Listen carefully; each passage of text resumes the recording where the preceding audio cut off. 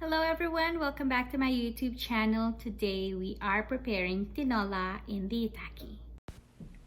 We are using chayote squash, peeled and sliced, boneless chicken, sliced ginger, 1/2 teaspoon of your chicken broth powder, 2 Itaki cups of rice, a clove of garlic and fresh spring onions, fried onion and garlic. So I have here chayote squash, okay? Apparently this vegetable originated in Central America and it's packed with a lot of good things, a lot of folate and magnesium and fiber. So it's a really good vegetable for you, okay? Now you can find this in the grocery store. It's more common than you think. You're probably like, maybe some of you are just not familiar with it, but it kind of has this very smooth skin, and then it has little indentations there, and yeah, so I will just show you guys how to prepare this, okay? So first we're gonna peel our chayote, okay? Like I said, it has this very thin skin, very smooth skin. This is all that you need to take off of it.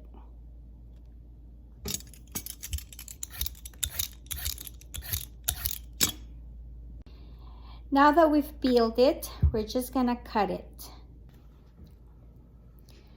Okay, I forgot to mention that some chayote squash would have that really sticky, really sticky sap to them, okay? And a lot of people in the Philippines would say that it would make your hands feel itchy after, but it never bothered me. If you ever encounter that, the best solution is to prepare like some, I would say kosher salt, or do not use fine grained salt. I guess you can too if you want, if you don't have any of the rock salt, to just rub it on there and to get that sap off, and it shouldn't bother your hands, okay? Otherwise it's not itchy or anything, not for me anyway. And so we're just gonna cut it. So I like to cut where the ridge is, if it's in the center anyway. Okay, and inside you'll see that seed. We're gonna take that out, okay? In the Philippines we call it sayote, S-A-Y-O-T-E, but here it's branded as chayote. I'm just gonna get rid of that that skin in the creases there. So once I get that seed out, I'm just gonna slice it now. Okay, I prefer this cut. This is what I grew up familiar with in the, you know, in the tinola. Okay, so we'll just do the rest. Now I've finished slicing them all, okay, right there. Yeah, just about 1/2 inch thick is good, okay? Some people in the Philippines would use papaya, like unripe papaya. But because I've lived in Canada almost 30 years, I've always just used chayote because it's more common in the market. I cannot be bothered to go to specialty Asian stores, but I know that some people prefer to use papaya, okay, young papayas. And here. Okay, I hope you got all your ingredients ready. Yeah, so the measurements are accurate. I've been asked before. They said that it looks more than what I say it is, but my teaspoons actually have measurements on there. Oh shoots, I don't know if you can see that. Can you see that right there? Okay, so I'm able to tell how much I'm putting in exactly, okay? These are actually from containers that came with measuring spoons and what have you, and I kept them through the years because they're just so handy dandy whenever I'm cooking. But be rest assured that what I give you for measurements is what I actually use over here. Maybe if they get too close to the camera, they look a lot bigger, but they are actually marked on the bottom, so I know exactly how much is going in. Okay, now also if you have any questions for substitution for ingredients, you let me know. Okay, and yeah, so let's just start. Let's put everything together in our Itaki. Okay, so let's put everything together in our Itaki. Okay, this is the bottom bigger pan. Okay, so this is our chicken. I just cut it up this size. Okay, not very big, right there. Okay, because I want it to cook thoroughly, and I do not like to use anything with bones, because I'm always concerned that it will not reach that temperature wherein the inside of the marrow or whatever will not cook through. So I'm just gonna put that chicken in there, and I'm gonna grab our chayote squash. So you can put as much or as little as you want, but might as well, because I cooked it all already. I mean, I sliced it all already, and I don't want it going to waste. So let's just put that all in there. Okay, now I love using this thing. This is actually your fried onion and garlic. You can get this from the Asian market, and now I see it at Superstore too here in Canada, or other regular grocery stores in North America. So this is to give you that sauteed taste, because we're not able to saute in the Itaki. So I'm just gonna pour that all over. Okay, and you know what, there is no accurate measurement. You can put as little or as much as you want. In my case, I put probably a tablespoon. So you can put as little or as much as you want. And I don't know how the exact measurement on this one, but I just grabbed the scoop. Okay, and then so you just mix it all in there. Now the secret to tinola is actually ginger. It gives you that extra kick. Okay, so I just sliced a little bit of ginger, and then I also I know I put the fried onion and garlic, but I'm still gonna put fresh garlic, just a clove, but a big clove, mind you, and my fresh green onions, just to add a little bit of a color. And I'm not gonna use the round onion anymore, so I just used the spring onion. Okay. And again, like I said, because I've been questioned before about my measurements, it says right there 1/2 teaspoon. I didn't even fill it all the way up. Okay, so I'm just gonna sprinkle it there. You can put as little or as much as you want. Everything is to personal taste. And these are like the questions that or the comments that I get all the time. Oh, I put too little of this, I put too much of that, or you know, too much oil, too little oil, or you know what? It's up to you guys to adjust the recipe. I'm just showing you the basic way of how I would do it for myself. Okay. Now I did not measure out our water yet, because I wanted to see how full our container would be. So let's see if 1 cup would do it. So I've measured out a cup.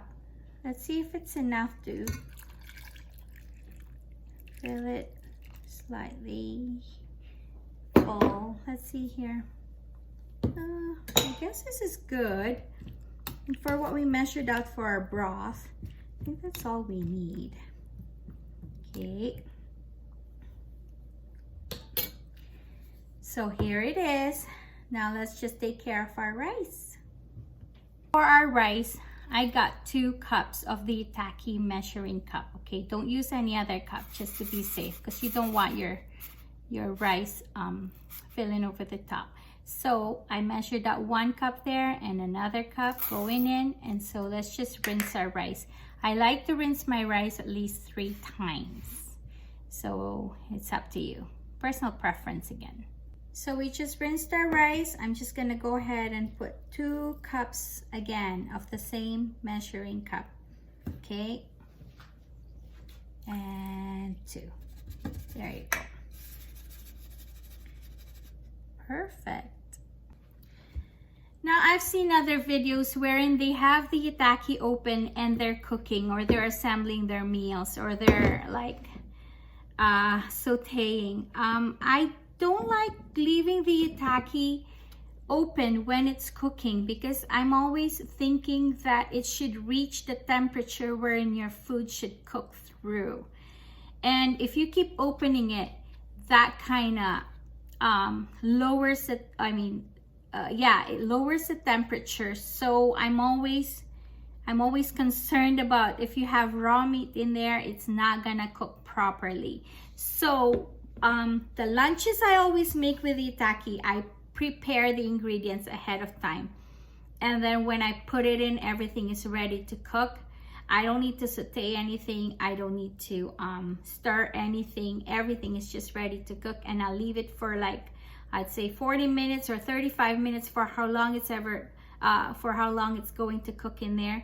But I've seen other ones that cook with the cover off, and I guess it works for them. So just for myself though, once I start the Itaki, I do not want to open it again until everything is done.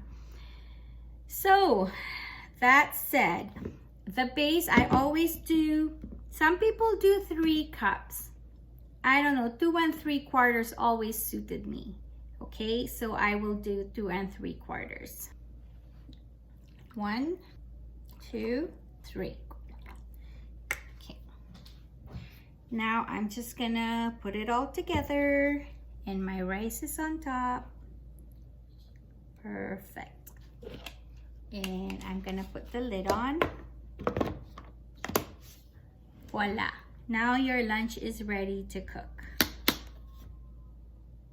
Okay, now I just plugged it in. We're gonna start it. Okay, now you see that orange light. That light is actually gonna keep on for as long as your Itaki is cooking. It has an auto shut off feature, a safety feature, which is really good. That when the water on your base runs out, it actually just shuts off automatically. So you make sure that you don't put too little water, that your food is undercooked, and don't put too much that it will cook forever. Okay, so anyway, it does have that nice feature. And yes, so while it's cooking, I hope you guys have been keeping safe during the pandemic. For us here, oh sorry, I'm moving too much. For us here in Edmonton, Alberta, I'm in Canada, we are actually still in lockdown, but the stores are remaining open, so there's no panic buying. But a lot of offices have been closed for a while now, and there's just been a lot of delays. Like if you need anything processed, it could take a lot longer. So I hope you guys are keeping healthy and well, and please wear a mask when you can or where you have to, and wash your hands often. Okay, I'll see you guys in a bit when this Itaki is done. Sorry, Itaki just turned off. That light is off now. So we go ahead and unplug it. Be careful opening it, okay? Because it's very hot. Can you see that steam? I don't know if you can see it on the camera. Okay, I don't know if you can see that in the camera, but here it is. Whew. It's really hot. So here it is. I can see that our rice cooked really nicely. Very beautiful. If you can see that. Okay. And then I want to see our soup. Oh, this looks really wonderful, you guys. Let's see the best angle. There. Can you see that? Everything just cooked so wonderful. Okay, so our chayote squash, you can poke it through also. So that means it's well done. Okay, and the smell is just amazing. Ooh, smells of ginger and garlic, and it's just gonna be so delicious. I know it already. So let's give it a try. Let's get a scoop of our rice. Here's our nice fluffy rice. Oh, so much steam. I hope you guys can see this. Okay, and then let's get our chicken, our chayote squash.